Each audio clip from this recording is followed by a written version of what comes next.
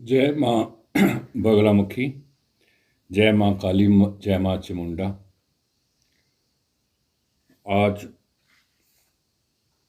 श्री भगत माल में से एक और प्रसंग माँ बगलामुखी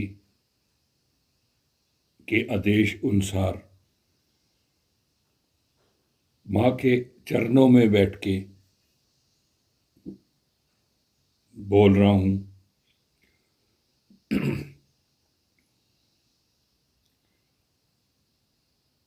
और मेरा ये सबसे निवेदन रहेगा, मैं जो माँ के आदेश के अनुसार छोटे छोटे वाक्य, छोटे छोटी कहानियाँ सुना रहा हूँ और बहुत ही धीरे धीरे, ताकि सबको समझ आए और एक कहानी के रूप में आप अपने बच्चों को भी सुनाओ।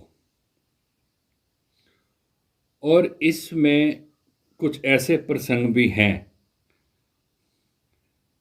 जो ज्योतिष में भी काम आएंगे। जो व्यक्ति ज्योतिष करते हैं उसमें भी काम आएंगे। तो आज अभी मेरा ये तीसरा प्रसंग है। पहले दो मैं दे चुका हूं आपको। तीसरा जो प्रसंग है, जो तुलसीदास जी थे,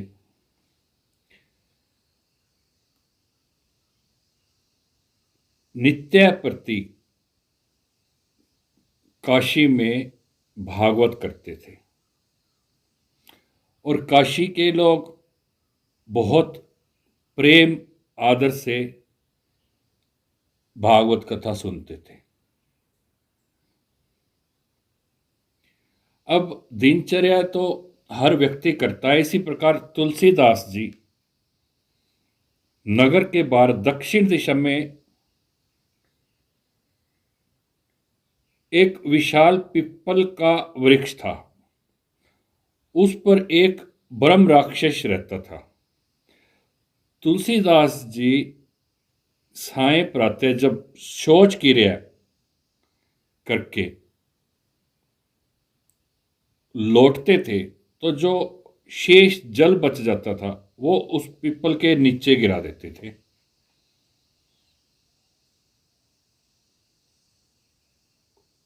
और वह ब्रह्म राक्षस उस जल को पीकर अपनी तृष्णा, जो अपनी प्यास, शांत करता था। और एक दिन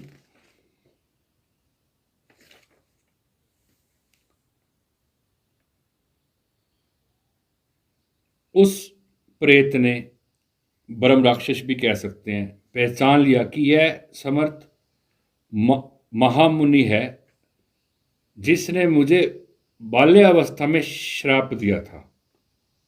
यह वो वाक्य है जो मैं आपको पिछली कथा में, पिछले प्रसंग में बता चुका हूं कि दो गांव की व्याख्या आई थी। एक दुबली गांव में ब्राह्मण हरिराम था, उसको श्राप दिया था। उसे अपनी भूल पर जो अत्यंत पश्चाताप भी था, अतः वो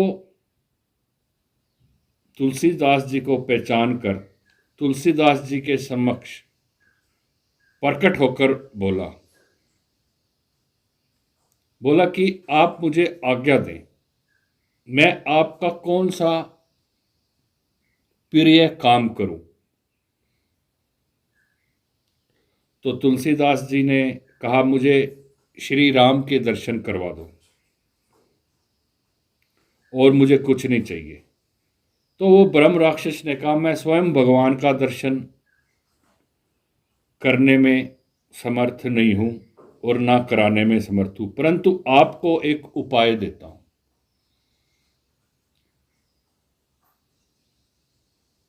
आपकी कथा सुनने आपकी कथा सुनने नित्य हनुमान जी आते हैं। वह सबसे पहले आते हैं और उसके सबके बाद में जाते हैं। और जो भेष उन्होंने धारण कर रखा है बहुत ही भयानक असुंदर है। अगर आप कोई अच्छा मौका निकालकर, अवसर देखकर उनके चरण पकड़ लीजिए, उनकी कृपा से आपको अवश्य ही भगवान के दर्शन हो जाएंगे। अब आप देखो, हमारे बुजुर्ग हमें बचपन में यही सिखाते थे कि कोई भी, जैसे कोई अगर कोई बदसूरत भी आ जाता है दरवाजे पे भिक्षा के लिए, तो उसे कभी भी बुरा मत बोलो। रास्ते में कोई ऐसा व्यक्ति मिल जाता है जिससे तुम्हारे दिल में घृणा पैदा हो कि ये इतना सुंदर है, तो कभी भी मत सोचो, क्योंकि भगवान किसी भी रूप में किसी के सामने आ सकता है। अब जितनी भी राम कथा या भागवत होती हैं, तो अक्सर हमारे भागवत करने वाले सन्यासी अक्सर यही कहते हैं कि खास तौर पे राम कथा पे कि हनुमान जी जरूर आते हैं। जहाँ जहाँ राम कथा होती है वहाँ हनुमान जी का आना निश्चय ही है। किस रूप में आए ये कोई नहीं कह सकता, परंतु उस ब्रह्म राक्षस ने तुलसीदास जी को ये उपाय दिया। क्या उपाय? कि एक बहुत ही बदशक्ल व्यक्ति आपकी कथा शुरू होने से पहले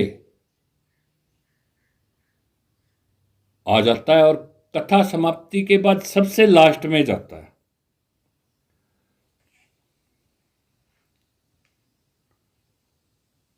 तुलसीदास जी ने उस ब्रह्म राक्षस का बड़ा उपकार माना, अतः कृपा करके भगवान का नाम सुनाकर उसको प्रेत योनि से उद्धार कर दिया।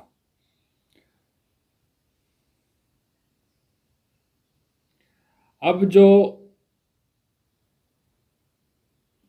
सन्यासी किस्म के लोग होते हैं, अभी ये इसमें नहीं लिखा, मैं अपनी तरफ से बोल रहा हूँ, ये भगत भगतमाल में नहीं लिखा, परंतु मैं साथ के साथ मेरे अनुभव भी कुछ डाल रहा हूँ कि जो सन्यासी किस्म के लोग होते हैं, जो उदार किस्म के लोग होते हैं, वो साथ के साथ भला करते हैं। वो इंतज़ार नहीं करते कि मैं बाद में देखूंगा, पहले परखूंगा, बाद में इसका उद्धार करूंगा। नहीं, जो उनके पास आता है वो साथ की साथ ही निश्चित रूप से जो भी उनके पास शक्ति होती है वो शक्ति द्वारा उनका उद्धार कर देते हैं।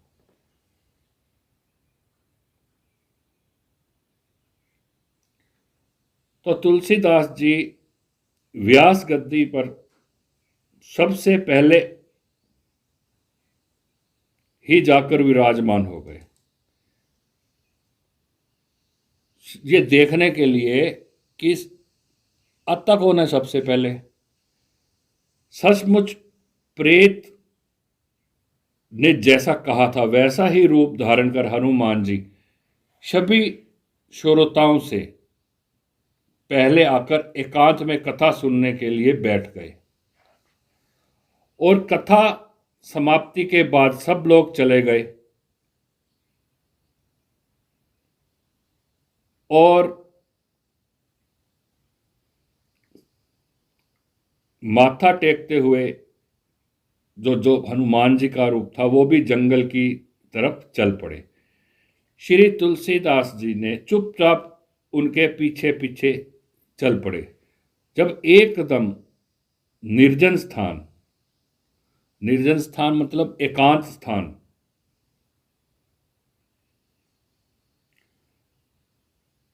पहुंचे तो श्री तो श्री श्री मतलब तुलसीदास जी ने श्री हनुमान जी के चरण पकड़ लिए।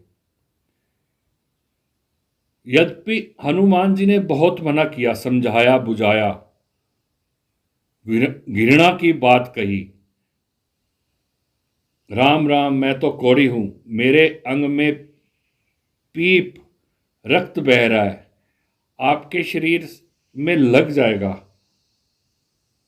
आप महात्मा हैं, आपकी सुंदर काया दूषित हो जाएगी।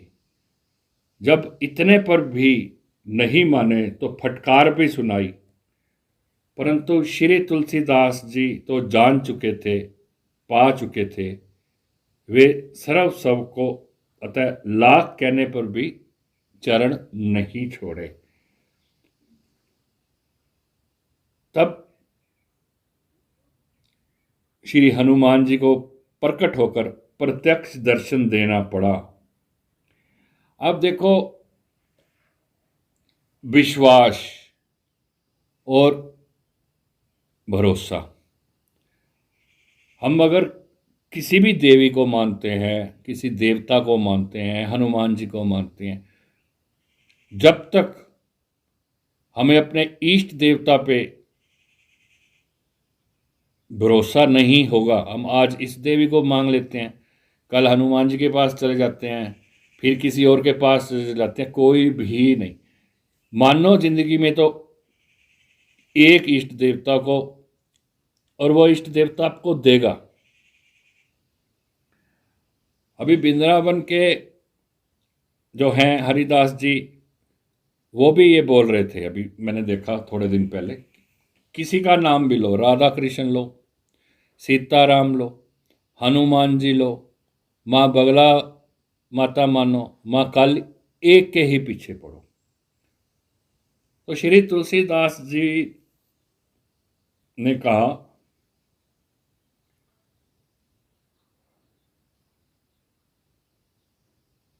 मांग लीजिए, श्री तुलसीदास ने स्तुति की, मांगी लीजिए वर कहीं दीजिए राम भूप रूम, अति ही अनूप नित नैन अभिलाखियो, कियो ले संकेत वाहि दिन ही सो लाग्यो हेत, आई सोई सेम चेत कब छवि चखिए, आए रघुनाथ साथ लक्ष्मण, चढ़े घोरे पट रंग बोरे, हरे मैंने हरे कैसे मन रखिए, पाछे हनुमान आए देखे प्राण प्यारे, नेकू न निहारे मैं तो भले फेरी बिखाई। इसका जो भावार्थ है, श्री हनुमान जी ने श्री गोस्वामी तुलसीदास जी से कहा, अच्छा जो चाहो सो वरदान मांग लो। तब तुलसीदास जी ने कहा, आप कृपा हमें श्री राम चंद्र जी के सुंदर रूप के दर्शन कराइए, उसी के लिए मेरे नेत्र सदा लालित रहते हैं। श्री हनुमान जी ने संकेत किया, चित्रकूट को जाओ, वहीं दर्शन हो गए। उसी दिन ही आपकी दर्शनों की लालसा और बढ़ गई। किनकी? आपकी में इसमें है, उस दिन से तुलसीदास जी की लालसा और बढ़ गई। और चित्त को सावधान, मतलब अपने आप को कंट्रोल बांधकर चित्रकूट धाम पहुंच गए। बोलो श्री रामचंद्र की जय। बार बार उनके मन में यह आता कि ये शुभ घड़ी कब आएगी, कब मैं श्री रामचंद्र जी के दर्शन करूंगा। इसी बीच एक दिन श्री राघवेंद्र सरकार एवं श्री लक्ष्मण जी, दोनों भाई घोड़े पर चढ़े हुए सामने सम्मुख आए। उस समय युगल सरकार मृग्या बिहार मृग्या बिहार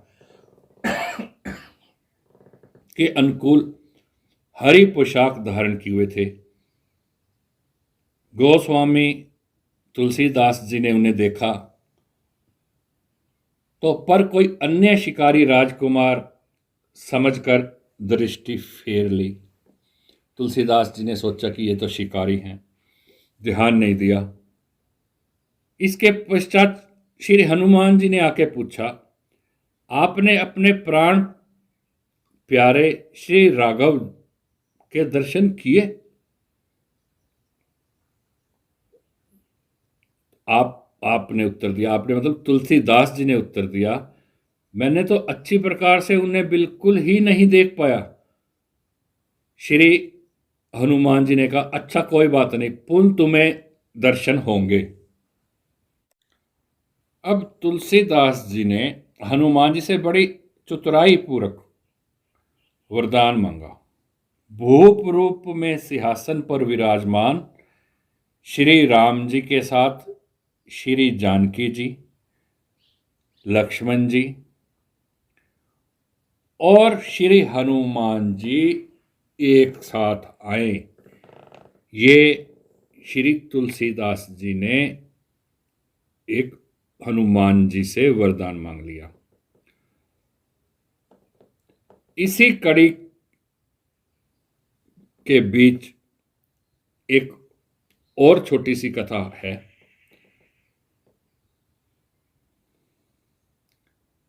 दुष्टांत बुढ़िया, एक बुढ़िया का नाम था, बूढ़ी औरत का दुष्टांत। वह बड़ी गरीब थी। उसकी आंखों में वो ताकत नहीं थी कि वो क्लियर मतलब साफ देख सके, आंखें भी उसकी कमजोर थी। उसके एक लड़का था, उसका विवाह नहीं हुआ। वह बहुत चाहती थी कि मेरे बेटे का विवाह हो जाए और एक पुत्र हो जाए, मैं जीते जी अपने पोते को खिलाऊं और मेरी आंखों की रोशनी आ जाए, मेरी गरीबी मिट जाए, आदि आदि। इन सभी मनोरथों को लेकर, मतलब कामनाओं को लेकर, इच्छाओं को लेकर उसने भगवान शिव की आराधना की। उसने सुन रखा था कि श्री शिव जी जो है बहुत जल्दी खुश होते हैं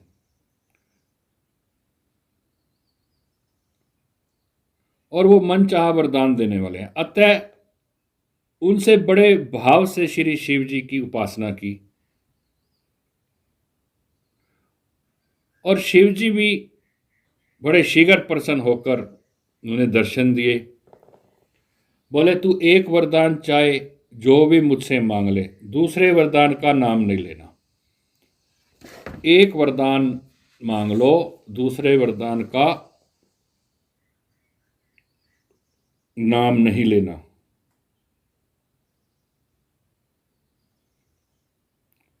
और वो जो बेचारी बुढ़िया औरत थी वो सहम गई। उसके मन में इच्छाओं का भंडार भरा पड़ा था। वो बड़े असमंजस में फंस गई। बोली, महाराज जी आज्ञा हो तो मैं अपने गुरु से पूछाऊं कि मैं एक वरदान कौन सा मांगूं। तो शिव जी ने स्वीकृति दे दी।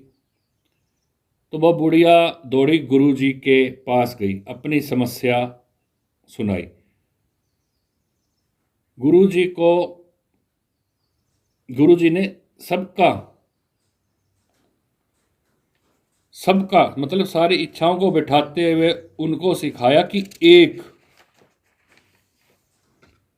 तुम शिव जी के पास जाकर कहो कि वह वर दीजिए कि मैं अपना बेटा और बेटे को सोने की कटोरी में अपना अपने बेटे के बेटे को सोने की कटोरी में दूध भात खाते अपनी आंख से देखूं। इसके अंदर सारी इच्छाएं हो गई, बेटे की शादी होगी, पोता भी हो गया, सोने की कटोरी में अपनी आंखों से देखूं, सारी इच्छाएं होगी। इसीलिए कहा गया है कि गुरु ही जो है सबसे श्रेष्ठ है दुनिया में। अगर किसी को सच्चा गुरु मिलता है तो उसका जो ये जीवन है अपने आप ही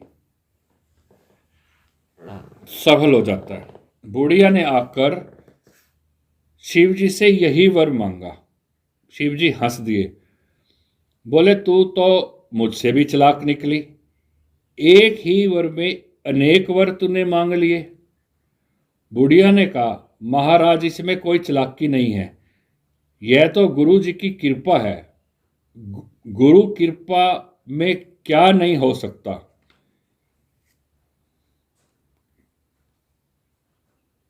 शिव जी ने एवमस्तु कहा।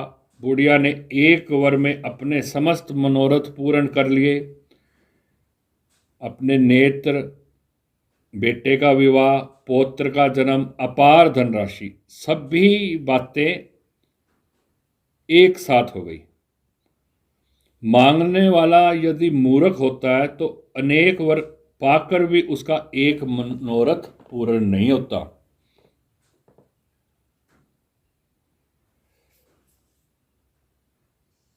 इसी कथा को आगे बढ़ाते हुए है कि एक ब्राह्मण था। ब्राह्मण में जो उसकी ब्राह्मण परिवार में एक उसकी पत्नी एवं एक उसका पुत्र था। परिवार में 3 ही प्राणी थे। ब्राह्मण बड़ा गरीब था। उसकी गरीबी पर तरस आया तो नारद जी एक दिन उसकी ब्राह्मणी से कहा, तुम अपने मन के अनुकूल एक वरदान जो चाहो मुझसे मांग लो। नारद जी ने सोचा था कि यह गरीब है, मांगेगी तो धन ही मांगेगी। आज ही इसे अपार धन देकर सदा के लिए इसकी गरीबी दूर कर दूंगा। परंतु आश्चर्य, ब्राह्मणी ने कहा, हे नारद जी, आप कृपा करके मुझे सुंदर रूप प्रदान कीजिए। नारद जी ने माथा ठोका और अवमस्तु कहकर उसके दुर्भाग्य को कोसते हुए चले गए। जो ब्राह्मण की पत्नी थी, दिव्य सुंदरवती हो गई। उसके घर के समीप से होकर राजा की सवारी निकली और उसके सौंदर्य पर मोहित होकर राजा जबरदस्ती उसे अपने महल ले गया। तो एक दिन बाद फिर श्री नारद उस ब्राह्मण के घर गए तो ब्राह्मण बहुत दुखी दिखाई पड़ा। दया करके नारद ने ब्राह्मण से भी एक वर मांगने को कहा। ब्राह्मण अपनी पत्नी पर कूड़ा हुआ था, मतलब गुस्से में था कि उसने सुंदर रूप क्यों मांगा। यदि सुंदरी नहीं बनती तो राजा उसे नहीं ले जाता। अतः उसने क्रुद्ध होकर श्री नारद से यह वर मांगा कि मेरी ब्राह्मणी जो सुंदरी बनकर राज महल में रह रही है वह शुकर मुखी हो जाए। श्री नारद जी लाचार एवं मस्तु कहकर चलते बने। ब्राह्मणी तत्काल क्रूपा हो गई और राजा ने मारकर उसको घर से बाहर निकाल दिया। वह जहां तहां भटकती रही। कुछ दिन बाद श्री नारद उस ब्राह्मण के पुत्र के पास गए। बोले कि मैंने तुम लोगों की गरीबी, दुख, दीनता दूर करने के लिए 2 अवसर दिया, तुम्हारी माता को, पिता को मन चाहा वर मांगने का, परंतु दुर्भाग्यवश मेरे दोनों वरदान व्यर्थ हो गए। अब एक वर जो चाहो सो मांग लो। तो ब्राह्मण के लड़के ने हाथ जोड़कर कहा, नारद जी, आप मुझे यही वर दीजिए कि मेरी मैया पहले थी वैसी हो, घर आ जाए। श्री नारद जी फिर चिंता में एवमस्तु कहा और तीनों की मूर्खता और मंद भाग्य को कोसते हुए चले गए। तो ब्राह्मण फिर पूर्व रूप को प्राप्त होकर, जो ब्राह्मणी थी पूर्ण रूप जैसी थी वैसे होकर घर पे आ गई। तो आपने 3 वरदानों का अवसर मिलने पर भी जो कि त्यों रह गए और बुढ़िया ने एक वरदान में अपना सब सुधार लिया। इस प्रकार श्री तुलसीदास जी ने एक ही वरदान में सबके दर्शन मांग लिए। मतलब भगवान से अभी बागेश्वर धाम वाले धीरेन्द्र शास्त्री जी भी यही कहते हैं, अरे मांगो तो कुछ भगवान को खुद को ही मांग लो, ये छोटी मोटी चीजें क्या मांगनी, भगवान की कृपा मांग लो। भगवान से मांगना भी नहीं आता लोगों को, ये हमेशा हमारे धीरेन्द्र शास्त्री जी कहते हैं। तो आगे लिखा है, चित्रकूट में श्री राम दर्शन, मतलब ये जो है वो है इसका एक क्या कह सकता हूँ, चित्रकूट के श्री राम दर्शन, मतलब इसके बारे में आगे बताया। श्री हनुमान जी ने वर मांगने को कहा तो उन्होंने यही मांगा कि मैं श्री राजा राम का दर्शन करना चाहता हूँ, यथा मांग लीजिए। पर कहीं दीजिए राम भूप रूप, अति ही अनूप, नित नैन अभिलाषे। तब हनुमान जी ने इनको श्री चित्रकूट जाने की आज्ञा दी और आश्वासन दिया। और वहां भी तुलसीदास जी अश्वमेव प्रभु के दर्शन होंगे। इन्होंने अब चित्रकटी चल एवं सोच विमोचन चित्रकूट आदि विनय के पदों को गाते हुए तुरंत ही श्री चित्रकूट प्रस्थान हो गए। परंतु प्रभु मिलन की अत्यंत अभिलाषा से सब कुछ भूल चुके थे। कभी हंसते, कभी रोते, कभी चलते, कभी बैठ जाते, कभी कभी तो वो अपनी करनी पर भी ध्यान देता और निराश होकर पीछे लौटने लगते। परंतु दूसरे ही क्षण श्री प्रभु स्वभाव का स्मरण होता तो वो अत्यंत उतावली के साथ दौड़ पड़ते। इस प्रकार भाव सिंधु हिलोरे लेते हुए उन्होंने श्री चित्रकूट पहुंचकर श्री राम घाट पर आसन जमाया। एक दिन कामदेरी की परिक्रमा लगाने जा रहे थे, देखा कि अत्यंत ही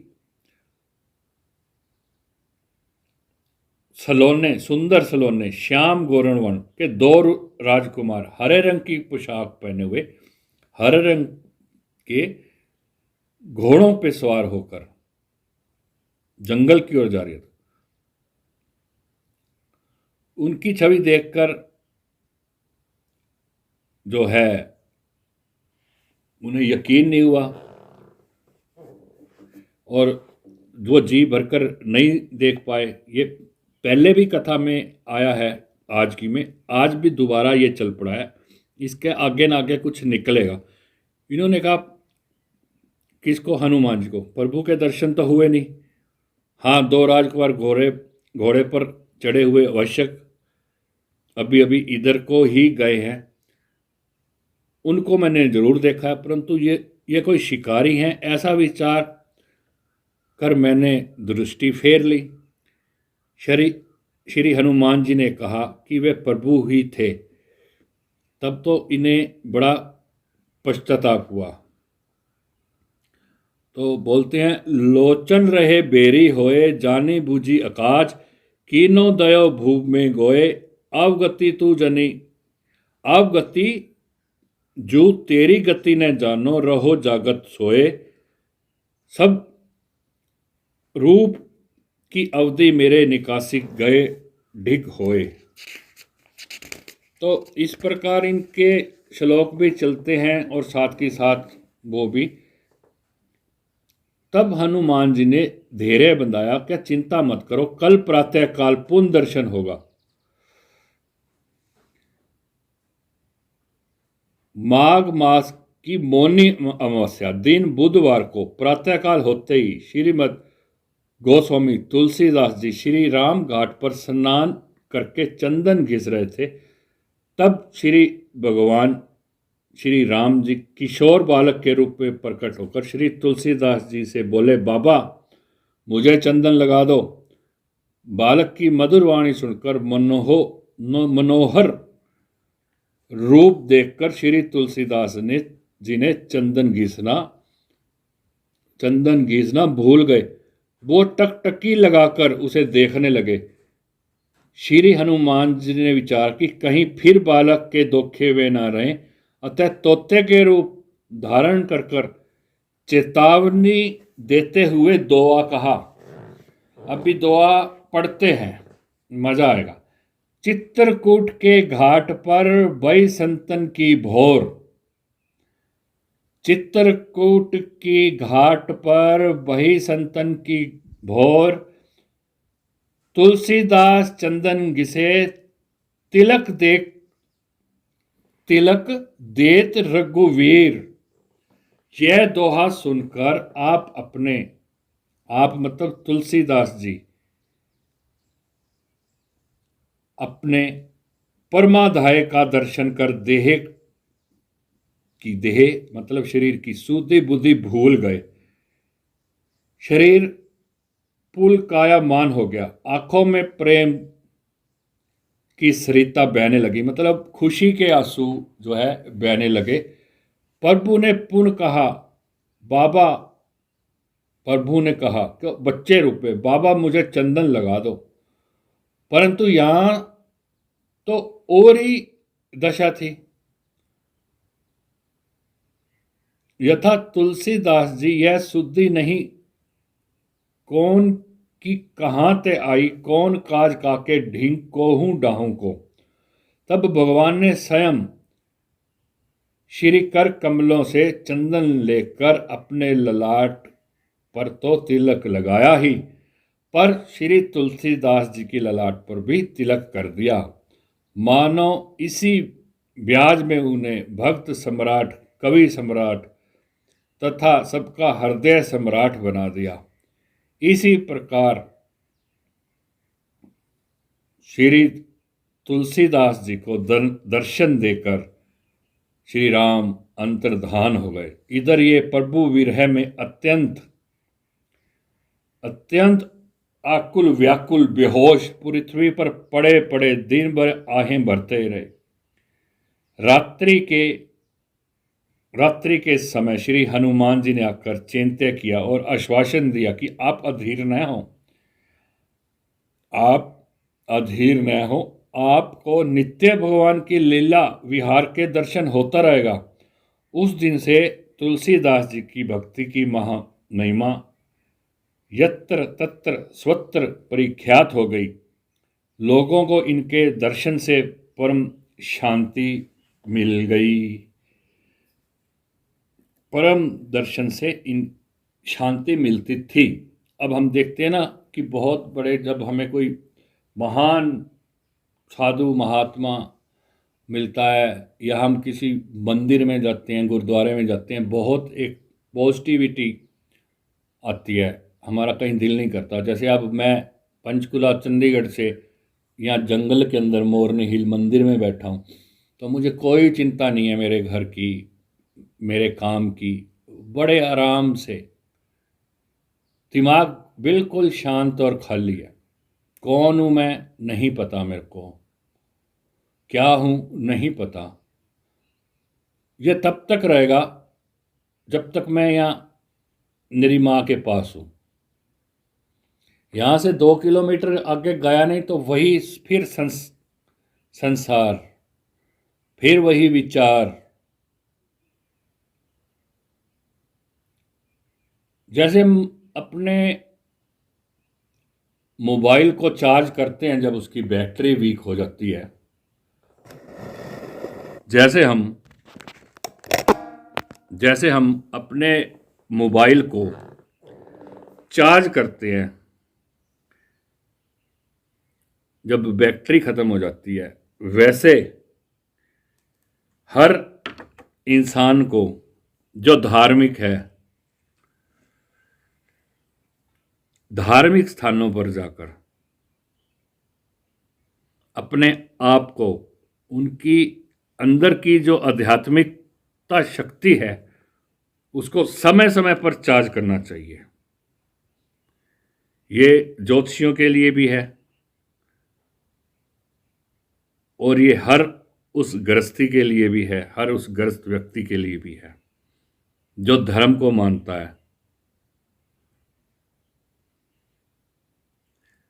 जब हम बिजनेस में चले जाते हैं, जब हम अपने किसी काम में जो भी काम करते हैं, उसको में थोड़ा झूठ तो बोला ही जाता है। अपना पेट भरने के लिए थोड़ा बहुत हर कोई झूठ बोलता है।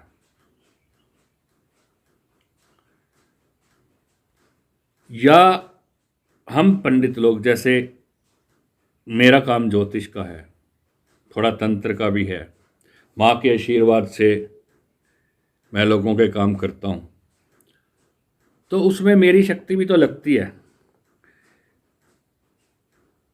अब मोबाइल चलेगा तो बैटरी डाउन तो होगी। वैसे ही अगर हम किसी को आशीर्वाद देते हैं तो हमारी जो साधना है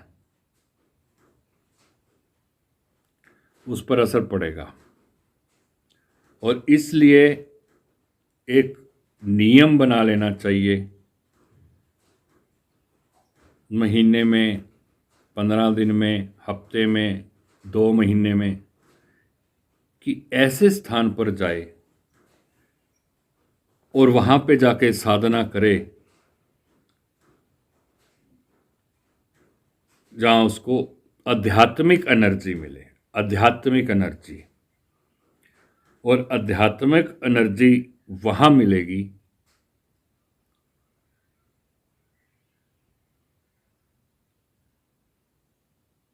जहाँ साक्षात देवियों की शक्ति होगी।